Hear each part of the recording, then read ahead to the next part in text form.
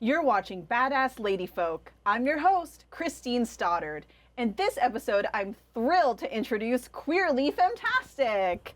Hey, Queerly. Hi. Thanks for being here. Of course. Thanks for being fabulous. You know, just a little casual. Yeah. So we briefly met at Miss Subway's, and you won. You took the crown. And could you just describe for viewers what your fantastic act was? Yeah. So I was representing the A train. And had my best friend and my partner represent the C and the E lines, respectively. You know, because obviously a queen has to have her entourage. And, you know, I chose the A line because I have grew up on the A line. I've lived there most of my life, either down in Brooklyn, even when I moved uptown, I was still on the A train. And so I wanted to do something that talked about the relationship between uptown and downtown. And so my act was to the song, Take the A Train, the classic jazz standard. And so I sung the song at the top of the act. And then I danced to a sort of jazzier cover of the song by Sarah Vaughan and did what's called a sing and fling. So that's when you sing and take off your clothes. I sing and fling. I had never heard that before. I love it. And yeah, it was really fun. I spent a lot of time trying to figure out how to incorporate the things that visually tell us a train to my costume. And so, you know, I obviously wanted to use that iconic blue. And I got that dress and this dress that I'm wearing from a friend of mine, Gigi Holiday, who's another burlesque performer. And then, you know, I rhinestone the dress, I put a bunch of fringe on it, but the thing that everyone keeps telling me about that they remember is I have these pasties, and pasties are what you put on your boobs to cover your nipples because we live in a politicized country. And they just have the like iconic font of the A. And I was like, this is what I want. I want people to like know that it's the A train. I also purchased a bunch of model trains and they're like, you can see them on different parts of the costume. My boa has A trains hanging off of them. There is an A train on my head as a headpiece. It was very intricate. Yeah. I remember, so detail oriented. I just spent a lot of time being like, how many like Easter eggs can I build into the act? And then what I ended up doing was saying, oh, what if I at the end am the train, right? So it started out with like earrings that are LED reactive, and then I had shoes that are like movement reactive, and then at the end I take off the A train pasties, and there's a pasty reveal underneath, which are light and sound reactive pasties. So the pasties themselves light up, and I became the sort of headlights of the train coming down coming down the tunnel. And it was really fun to just like see how many times I could like push the motif of being the train. I definitely remember the lights too. That was the other aspect. I was like, she lit up. She lit up. Yeah. I spent a lot of time trying to figure out like how to do it. And then I found a burlesque performer who has a company that builds LED like earrings and pasties. And I was like, oh, I don't have to build it myself. I can just outsource it. Yes. Yes. Well, you're already doing enough, right? Exactly. It takes a long time to rhinestone a whole ball gown. Yeah. Oh my God. And you make so many different kinds of costumes, but especially nerdlesque, sort of like comic book characters, pop culture. Yes. So can you talk about how you got into this world and why you do it? Yeah. So I actually started out as a cosplayer back in, I want to say 2012, 2013. You know, I come from a long line of nerds. My grandfather and my dad and my mom are all Trekkies. I have just been in a like nerd household my whole life, and therefore like have been a part of fandom even tangentially since I was really young. And so when I found out like, oh, there's like conventions and like places I could go to like spend time with other people who I had met on the internet in real life, I was very excited about that. Weren't you on a panel at Comic-Con? Yes, I've been on several panels at Comic-Con. Wow. And FlameCon and like lots of different conventions across the country. But yeah, I started just making costumes out of stuff. I do a lot of what's called closet cosplay. So I'll like go to the thrift store or go to like an estate store sale or like things where it's just like clothing. And then I'll buy the stuff and like edit it into what I want it to be. Yeah, because it sounds like it could be a very expensive hobby, right? Very, very expensive. Like cosplay is very expensive. And then I started learning how to make props for things that I either couldn't afford or just people didn't make them at that. Like cosplay wasn't as mainstream as it is now 10 years ago. Why do you think that is? Just the internet? I think the internet. Yeah. I also think like how it is that we talk about cosplay has shifted. You know, it was like communities on Tumblr that would meet up and go to a convention, and now it's like things that people talk about on television or radio. It's a way that people have become influencers and a way that people can make money. And so that has really affected how the cosplay community sort of interacts with each other and interacts with folks in the real world, quote unquote. So I have all of these costumes. And I was pole dancing and doing some other things, and I'd gotten a gig kittening. So kittening is the role of a kitten is to sort of pick up all the things that all the burlesque performers throw all over the place. And they usually are helping with like stage management and getting people on and off the stage on time, pre-setting props. It is the cutest job title. And the kittens are working hard. And if you aren't paying your kittens, you should. There are people who don't pay them? That's a whole... What? There are people who don't pay their kittens. There are people who pay their kittens significantly less than their cast, even though the kitten has the most stage time. Yeah. It's wild. It's like a wild thing. A lot of inequity. Yes. So I had signed up to be a kitten for a show, right? I had never done a burlesque performance before. I had seen burlesque, right? I had seen Pearl Noir. I had seen, who else? I'm trying to think of like people before I really knew what burlesque was. I'd seen Miss Aurora Borealis up in the Bronx. I'd seen Miss Poison Ivory. And I was like, wow. But the person who was running the event was like, hey, someone got sick. Can you step in? We know you do other types of performance. Could you step in and do an act? And I was like, it was like 2 weeks before, and I was like, yeah. And so I looked around to be like, what do I have at home? And wait. So were you nervous, terrified? I was absolutely terrified. I was like, I can do it. And then I was like, But with that sense of confidence too, right? Delusion? One of those. But you did Probably it. a mix of both. So I looked around and I was like, what do I have at home? I had lots of costumes. I still have a lot of costumes. And so I chose something that would be, I thought, simple, right? So I'm going to say this and then I'm going to laugh about it. I was like, oh, I'll do a reverse strip. So most burlesque acts are someone who's taking off their clothing. Right, yeah. A reverse strip is you getting dressed. And so reverse strips are actually very difficult. Yeah. Because we associate sexy or sensuality with taking off a thing, but putting on your clothing in a way that's sensual is actually hard. Yeah. It's not something we have a lot of practice with. And I chose to do a Wonder Woman act. And so I was putting on the base, like the Wonder Woman like bodysuit and all the armor and the shoes. And like it was like a many piece adventure. How did you get that wiggle to look sexy? I don't know because there's no video. Thank God. There are pictures.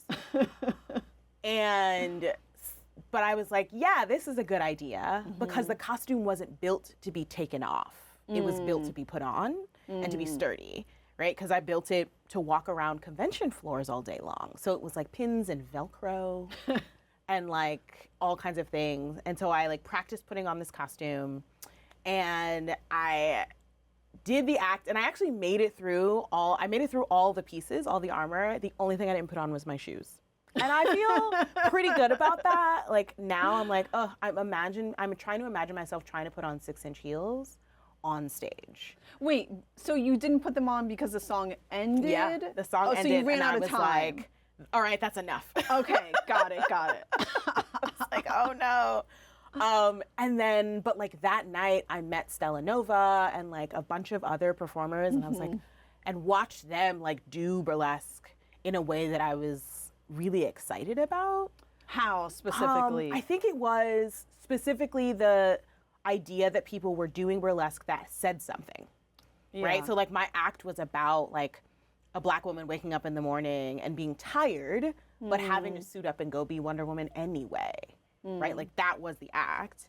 And so there were all of these messages inside of people's burlesque acts. And I was like, oh, it's not just, ooh, sexy, right? It's sexy and it's sexy plus. And that was really appealing to me. And it wasn't something that I had thought about before as a way of saying things that I felt like needed to be said. And so that was really, that moment like shifted how I was, because I thought my act was, I wasn't sure if people were going to get it, you know? But I looked at all the other acts and I said, okay, yeah. People are making these kinds of statements. They are thinking about these kinds of things, and they're using those ideas inside of burlesque. Why was it important for you to do something that went beyond plain entertainment? I think because of the organization that I was working with at the time, it was Glitz, and B, because there is something inherently political about my presence on a stage as a Black queer femme. Right? And there are so many stages where people are not looking for me, right? They don't expect me to be there. They don't want me to be there.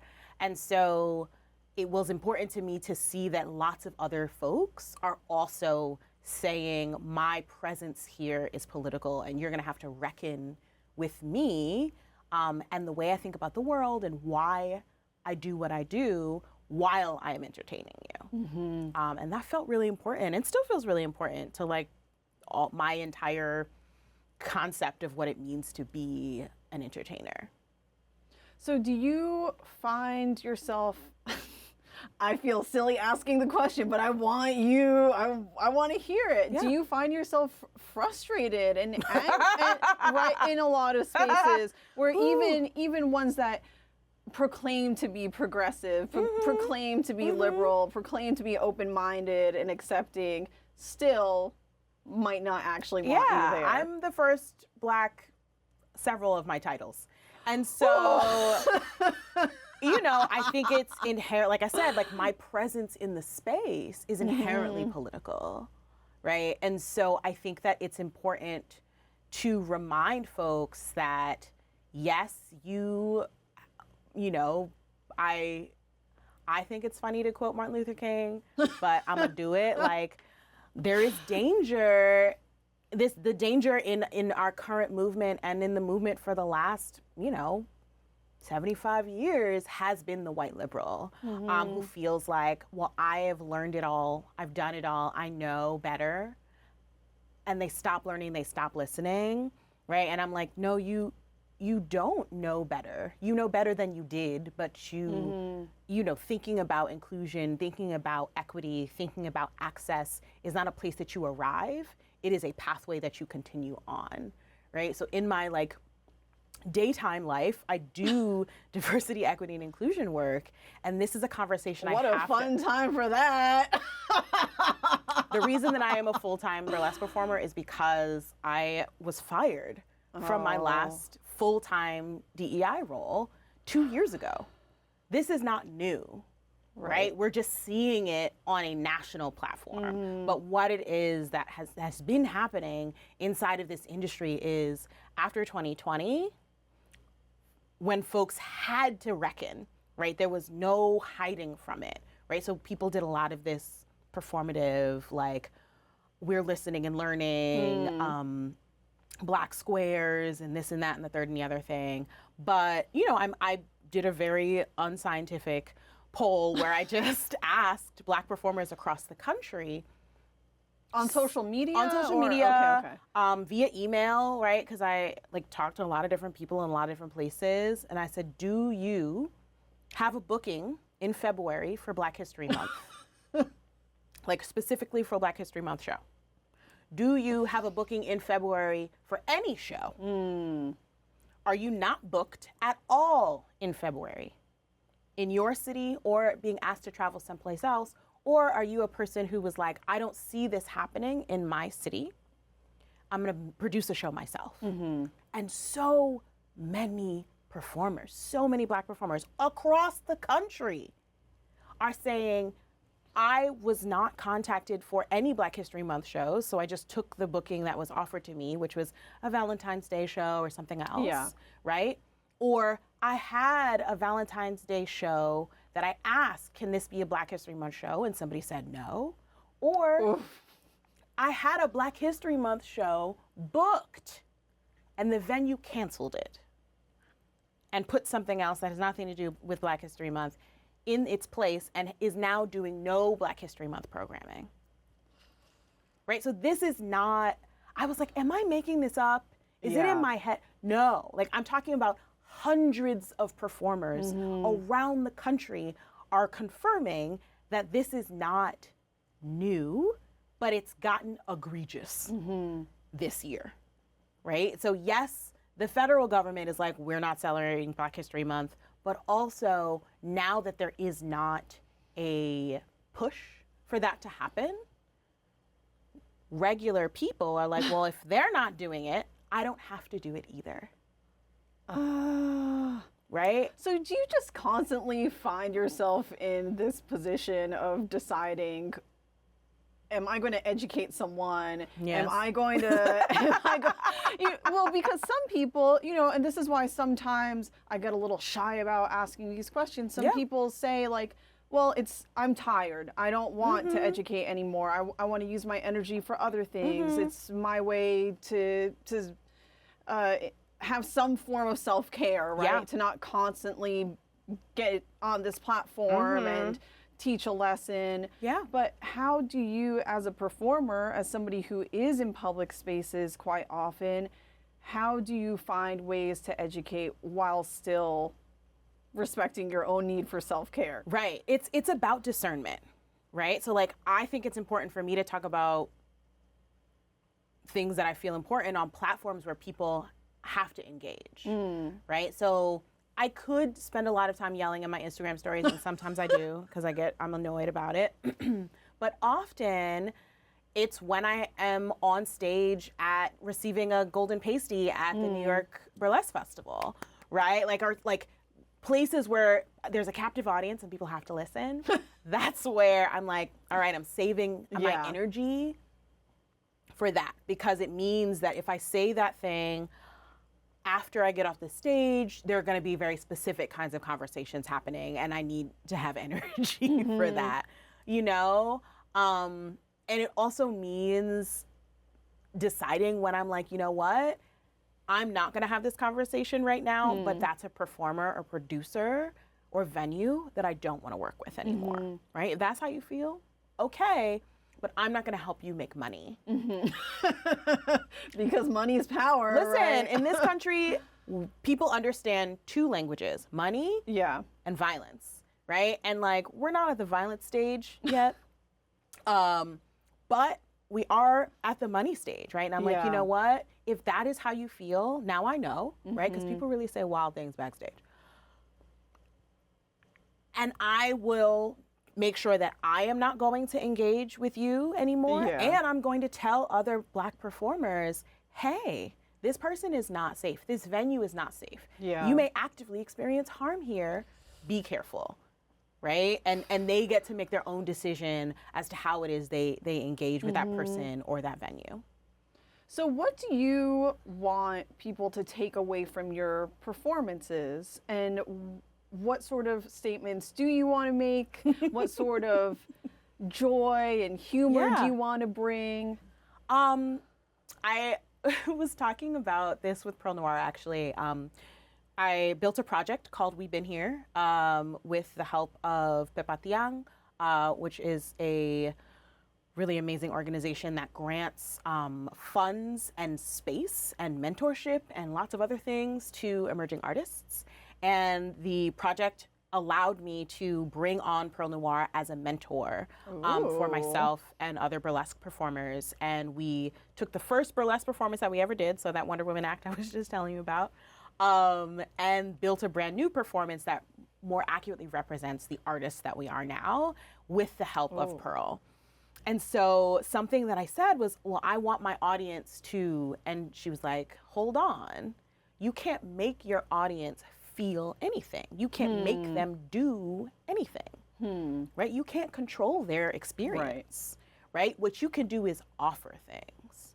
And it shifted my understanding of what I'm doing on the stage, right? And so like, very specifically, I only perform to Black artists, only, right? I very specifically make time to talk to Black costume designers and look at the aesthetics of Black showgirls throughout the ages and bring those things, incorporate those things into my movement style, into the costuming that I'm wearing, into my hair. You know, I for a long time wore wigs, and I loved the versatility that wigs gave me, and I loved not having to do my hair.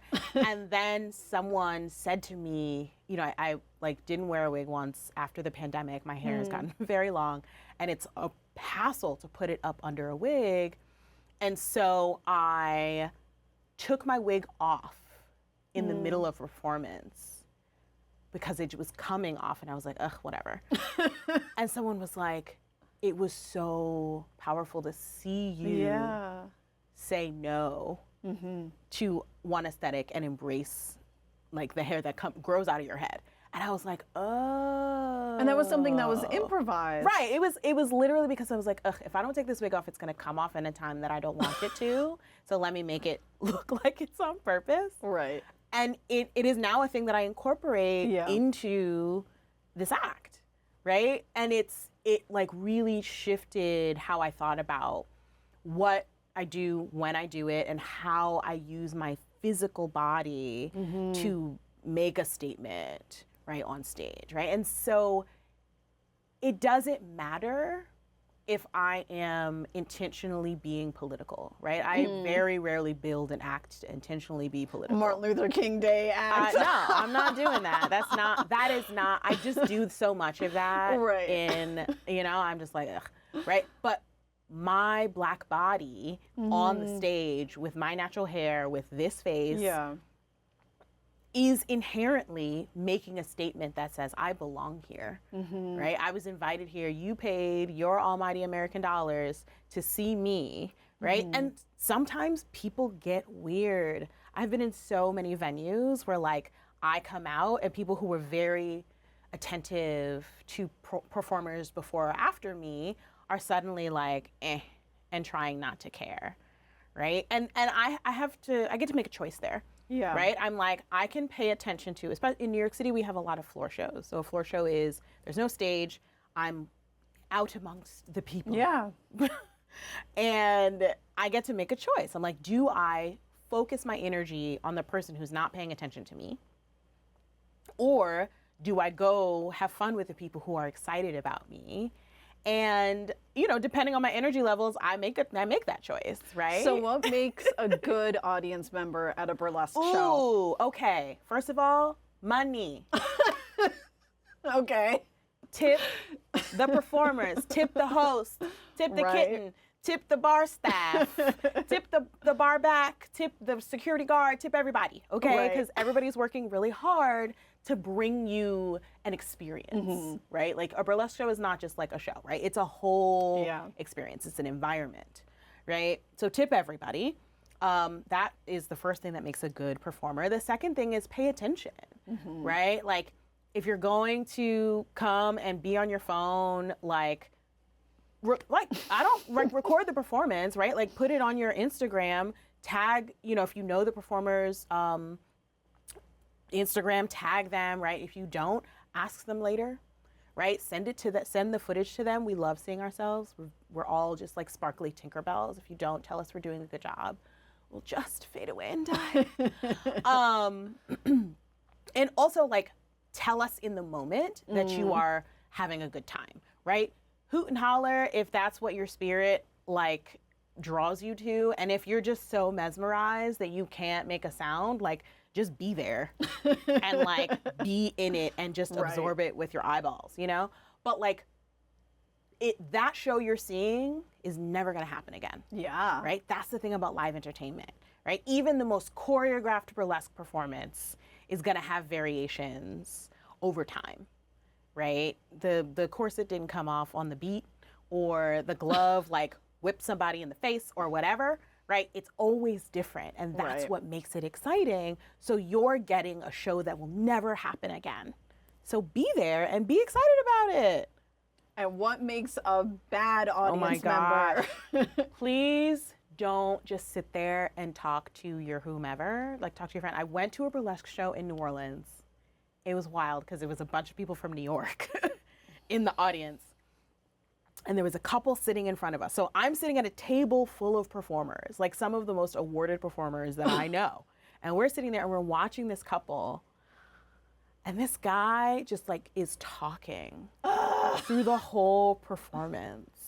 Stay home. It was, his partner was very much like trying to, you know, this person was tipping. They were like trying to be engaged. But this man just kept talking. And it was just wild to me. And I'm like, here we are in New Orleans, watching some of the most spectacular burlesque that I've ever seen. It was all long form burlesque, right? So 7 minutes or longer, right? And this man is talking. Oh my gosh, it was really wild. And each performer dealt with that differently. Yeah. Which was fun for me personally, as a person who was like just in the audience watching.